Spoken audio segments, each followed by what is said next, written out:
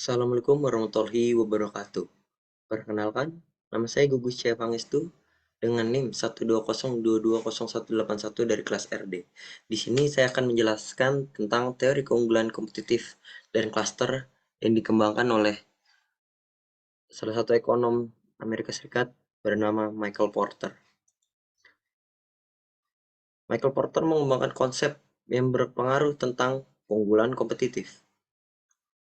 Konsep yang dikembangkan Porter bertujuan untuk menjelaskan peran dan dinamika sentrasi geografis atau klaster industri dalam ekonomi nasional dan kontribusinya terhadap pertumbuhan produktivitas dan daya saing perdagangan. Yang melatar belakangi Michael Porter dalam teori keunggulan kompetitif dan klaster ini didasari oleh lambatnya pertumbuhan ekonomi. Selanjutnya adanya tekanan krisis ekonomi dan terakhir tidak berfungsinya pendekatan tradisional.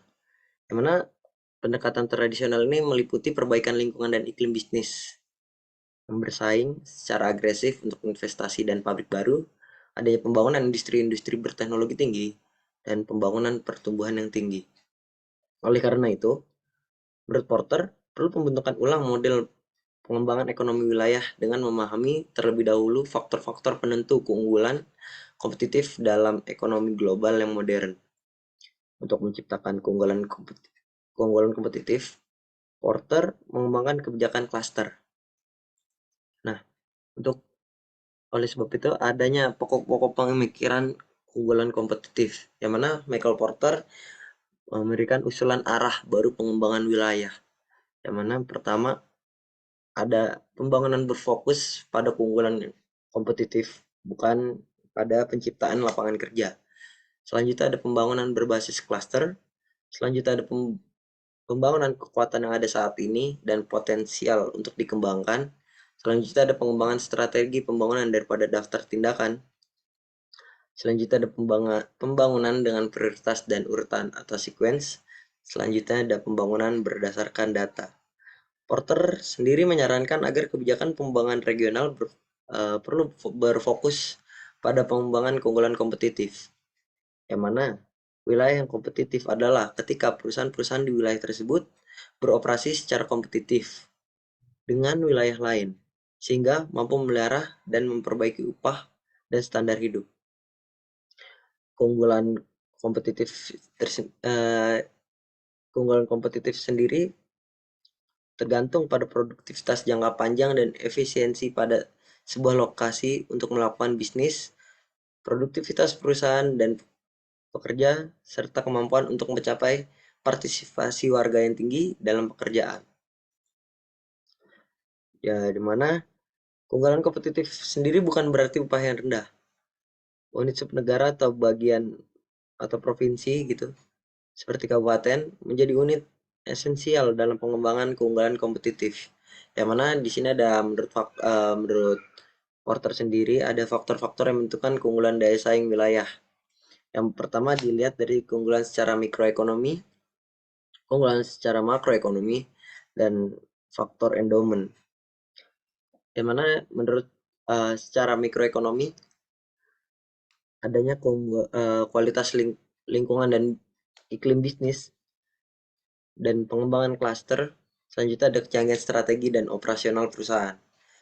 Yang mana terus selanjutnya secara makroekonomi adanya kebijakan moneter dan fiskal, dan selanjutnya ada pengembangan manusia dan kelembagaan politikal yang efektif. Yang terakhir ada faktor endowment, yang mana sumber daya yang telah dimiliki suatu wilayah, yang termasuk di dalamnya seperti iklim, sumber daya alam, bentang alam, lingkungan, penduduk, atau warisan budaya seperti itu. Selanjutnya, di sini ada faktor-faktor pokok-pokok pemikiran dari keunggulan kompetitif seperti itu. Yang mana keunggulan kompetitif, untuk mencapai keunggulan kompetitif ini, Michael Porter mengusulkan teori klaster, yang mana teori klaster sendiri adalah kelompok perusahaan yang saling berhubungan secara geografis, secara langsung, dan kelembagaan yang saling berkaitan dalam bidang tertentu yang dihubungkan oleh kesamaan dan hubungan yang saling melengkapi. Seperti itu. Lingkup geografis suatu klaster berkaitan dengan jarak, di mana informasi, transaksional, insentif, dan efisiensi lainnya terjadi. Yang mana klaster termasuk di dalamnya itu mencakup berbagai industri terkait dan entitas lain yang penting. Misalnya pemasok input khusus seperti komponen, pemesinan dan layanan, serta penyedia infrastruktur khusus. Klaster juga sering memperluas hilirisasinya ke saluran atau pelanggan secara lateral ke produsen produk atau perusahaan pelengkap yang terkait dengan keterampilan, teknologi, atau input secara umum. Selanjutnya terkait ada lembaga pemerintah dan lainnya. Selanjutnya terkait perdagangan dan bahan kolektif. Selanjutnya ada perusahaan asing yang melakukan investasi di dalamnya. Dan komposisi ekonomi wilayah berdasarkan ekonomi klaster yaitu terbagi menjadi dua, yaitu adanya klaster global dan klaster lokal. Di mana klaster global sendiri melayani pasar nasional dan global, namun mudah terpapar kompetisi dengan wilayah dan negara lain. Sedangkan untuk klaster lokal sendiri melayani pasar lokal sedikit, namun sedikit terpapar kompetisi dengan wilayah lain. Sehingga pada komposisi ekonomi wilayah berdasarkan klaster ini, komposisinya perbandingannya lebih besar pada klaster lokal seperti itu. Di sini ada contoh yang diambil dari Porter tahun 2003, tulisan Porter tentang keunggulan kompetitif industri hayati di Massachusetts, di negara bagian Amerika Serikat. Yang mana di sini ada dua produk, yaitu produk biologi dan produk biofarma gitu. Yang mana terhubung dengan rumah sakit dan pendidikan dan spesialis gitu. Selanjutnya di sini ada juga produksi produk kesehatan dan kecantikan, penyedia instrumen operasi bedah, peralatan medis, penyedia peralatan kedokteran, barang-barang optalmik, peralatan diagnosa, dan kontainer. Selanjutnya di dalamnya juga ada organisasi riset, yang mana di keunggulan kompetitif industri ini sudah membentuk suatu klaster seperti itu. Di sini juga adanya gambaran diagram skematis klaster yang saling beririsan di perekonomian Amerika Serikat yang dicontohkan oleh Porter seperti itu. Di sini seperti adanya edukasi dan kreasi pengetahuan, selanjutnya ada instrumen analisis, selanjutnya ada informasi teknologi, dan lain sebagainya, yang mana elemen-elemen ini saling beririsan gitu dan membentuk klaster sendiri seperti itu. Selanjutnya di sini ada sumber-sumber unggulan kompetitif lokasi seperti itu. Yang mana klaster adalah manifestasi dari konsep Porter's Diamond yang diimplementasikan. Kedekatan yang timbul dari colocation perusahaan, pelanggan, pemasok, dan institusi lain memperkuat semua tekanan untuk berinovasi dan meningkatkan produktivitas. Ini merupakan Porter's Diamond gitu. Dalam artikel Global Competitiveness Report tahun 98 oleh Porter, Porter menemukan bukti peran klaster dalam pembangunan ekonomi. Porter menguji secara statistik di sampel banyak negara dan menemukan dukungan empiris untuk teori secara keseluruhan tentang hubungan antara lingkungan bisnis, ekonomi mikro, dan kemakmuran ekonomi nasional, dan khususnya untuk dampak klaster lokal pada pembangunan ekonomi. Kehadiran klaster yang dikembangkan dengan baik memberikan manfaat yang kuat untuk produktivitas dan kapasitas untuk berinovasi yang sulit ditandingi oleh perusahaan yang berlokasi di lokasi lain gitu, atau di tempat lain.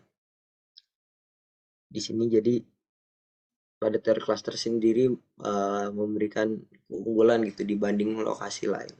Skemanya seperti ini. Selanjutnya ada sumber-sumber keunggulan kompetitif lokasi.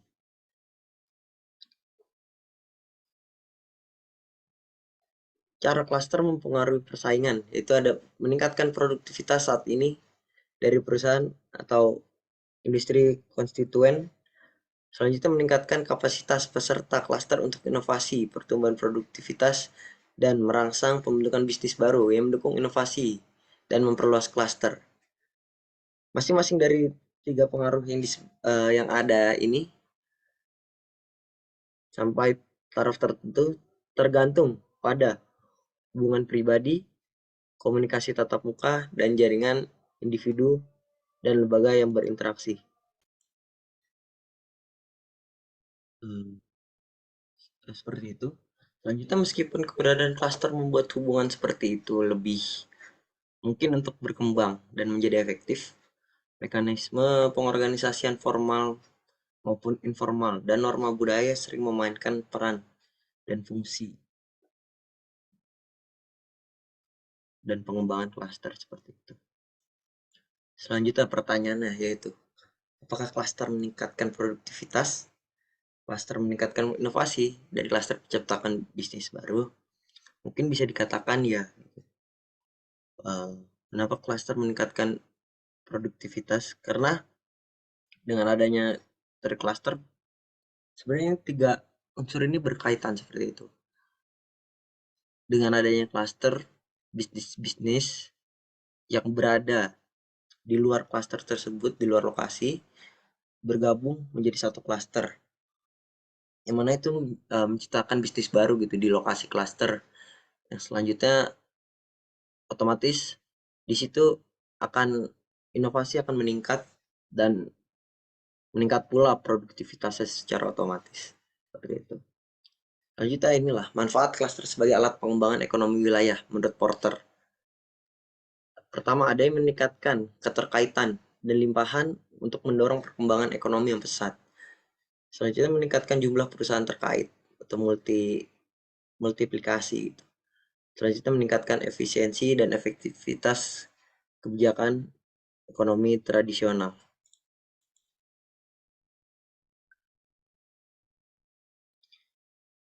Selanjutnya di sini ada definisi pembangunan regional dan kebijakan pembangunan regional dengan pendekatan keunggulan kompetitif. Dalam teori ini, pembangunan regional adalah peningkatan keunggulan kompetitif perusahaan, klaster, dan ekonomi nasional dalam pasar internasional. Menurut Porter sendiri, strategi ekonomi itu bukanlah pelajaran dari best practice seperti itu, melainkan dari pemahaman atas kondisi dan potensi yang dimiliki wilayah. Jadi strateginya itu untuk berfokus pada kondisi dan potensi yang dimiliki suatu wilayah. Yang mana permasalahan strategi pembangunan regional menurut Porter sendiri yaitu ada 4 gitu. Pertama ada pengembangan keunggulan nilai-nilai wilayah, pengembangan kekuatan unik yang dimiliki suatu wilayah. Selanjutnya ada pembangunan untuk mencapai dan memelihara keseimbangan dengan wilayah sekitar. Dan terakhir ada penentuan prioritas dan urutan pengembangan, merupakan hal yang fundamental untuk pengembangan ekonomi wilayah. Seperti itu. Seperti keunggulan nilai-nilai wilayah, seperti keunikan apa yang ada, seperti itu, apa saja sumber daya yang dimiliki suatu wilayah tersebut, seperti itu, yang mana hal-hal yang dimiliki oleh suatu wilayah itu bisa dikembangkan seperti itu. Nah, seperti diagram seperti itu yang menurut Porter, yang mana prioritas dan urutan pengembangan merupakan hal yang fundamental gitu untuk pengembangan ekonomi wilayah, seperti itu. Di sini seperti capai dan pelihara keseimbangan dengan pertama pengembangan keunggulan nilai-nilai wilayah seperti itu yang bergerak. Yang selanjutnya yaitu pengembangan kekuatan unik yang dimiliki wilayah dan mencapai dan pelihara keseimbangan dengan wilayah sekitar. Seperti itu. Selanjutnya di sini ada skema pengaruh permintaan seperti itu dalam upgrading cluster. Pertama, ada organisasikan departemen-departemen perintah yang relevan di sekitar cluster. Jadi fokuskan upaya-upaya untuk menarik investasi asing di sekitar cluster dan fokuskan promosi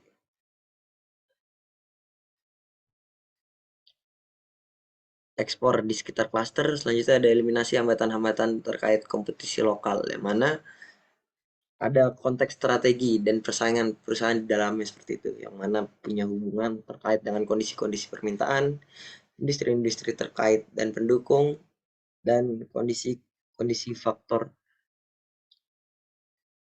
input gitu.